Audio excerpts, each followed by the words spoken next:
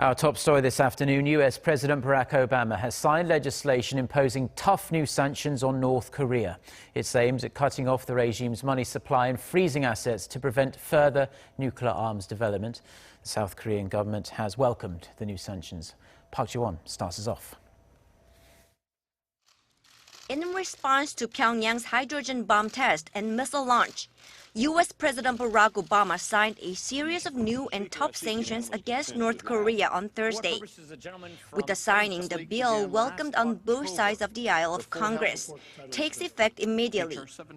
The sanctions aim to cut off any transactions and money that could be funneled into North Korea for further development of nuclear programs.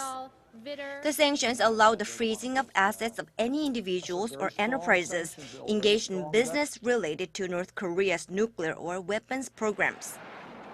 Those engaged in the import or export of luxury goods to and from North Korea and those involved in serious human rights abuses will also be subjected to the law.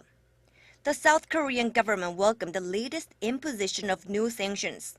In a written statement Friday, the South Korean Foreign Ministry vowed to cooperate with the international community on concerted measures to counter North Korean threats.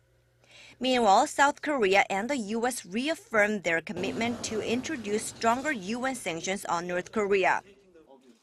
During talks on Thursday, South Korea's Deputy National Security Advisor Jo Tae-yong met with U.S. Deputy Secretary of State Blinken and agreed to continue bilateral strategic consultations focusing on adopting sanctions on North Korea at the United Nations. Blinken said the U.S. aimed to get the strongest possible Security Council resolution, but a resolution with real teeth to counter the North Korean threats.